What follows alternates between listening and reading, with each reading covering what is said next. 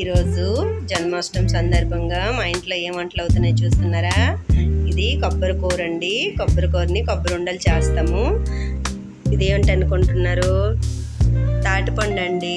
తాటిపండు చూసారా? దీని లోపల జ్యూస్ తీసి తాటి బూరెలు వేస్తాము. మీకు తర్వాత చూపిస్తాను. ఇక్కడైతే జన్మాష్టమికి మెయిన్ ఈ తాటి బూరెలేనండి. ఇంకా చాలా వంటలు చేస్తామండి, మీకు చూపిస్తానండి.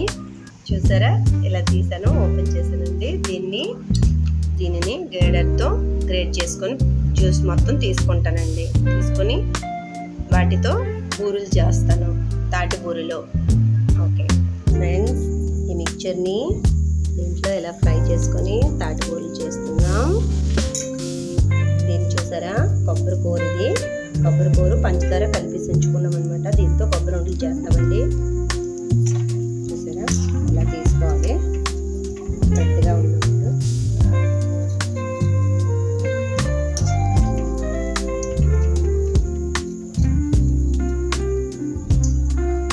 ఈ తాటికూరలో పిండి అన్నీ వేసానండి. బియ్యం పిండి, ఇంకా మైదా, ఇంకా సూచి అన్నీ వేసాను. ఈ రెసిపీలన్నీ మీకు తర్వాత పెడతానండి. ఈరోజు పూజ కదా, అన్ని వీలు కాదు. మేము రాత్రి 12 గంటలకు పూజ చేస్తామండి. ఇది సుజీ రవ్వ, దీంతో సుజీ హల్వా చేసుకుంటాం. కొబ్బరి కూర వేస్తామండి. కొబ్బరి కూర మీకు చూపిస్తాం. చేశాను. ఇటువైపు జీడిపప్పు ఫ్రై అయిపోయింది పాయసం కోసం. మీకు చెప్పాను కదా చాలా రకాల వంటలు అవుతాయని. సుజీ రవ్వని బాగా ఇలా రెడ్ కలర్లో వచ్చేంత వరకు ఫ్రై చేసుకోవాలి. చూడండి, సుజీ రవ్వ హల్వా బాగా అవుతుంది. పాయసం కోసం పాలు. ఇక్కడ చూసారా, కొబ్బరి ఉండలు రెడీ అయిపోయి. ఇక చూపించాను కదా కొబ్బరి కూర, దాంతో ఉండలు రెడీ అయిపోయి. ఇక్కడ కొద్దిగా కొబ్బరి కేక్ కూడా నేను చేసుకుంటున్నాను. దీన్ని పీస్ కట్ చేస్తాను తర్వాత చల్లగా అయ్యాక చూపిస్తాను. ఇక్కడ చూడండి, పూరీలు అయిపోయేవి మన దీంట్లో. చూసారా ఫ్రెండ్స్, మీరు చెప్పండి ఏంటో తెలియకుంటుంది కదా. ఇది కొబ్బరికాయ లోపల ఉంటుందండి. కొబ్బరికాయ లోపల ఉంటుంది కొబ్బరి పువ్వు అంటుంది. చూసారా, ఇటువైపు హల్వా రెడీ అయిపోతుంది. మా అత్తయ్య హల్వా చేస్తున్నారండి. ఇదిగోండి మన సుజీ హల్వా రెడీ. ఇక్కడ పాయసం అవుతుంది. చూసారా, ఇక్కడ మన పాయసం రెడీ అయిపోతుంది.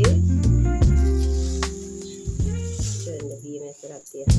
కృష్ణుడు చూసారా, మన గోపాలకృష్ణుడు చూడండి, పూర్తిగా నైవేద్యాలతో నిండిపోయాడు.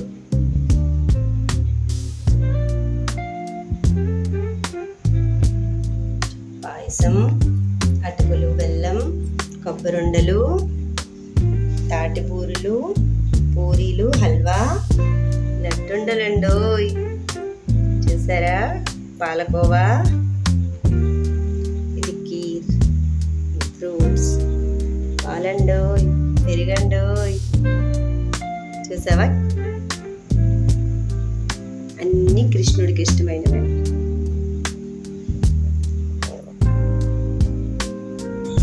ఇగో చూసారా, 12 అవుతుంది. 12కి మనం ఇప్పుడు పూజ చేసుకుంటాం.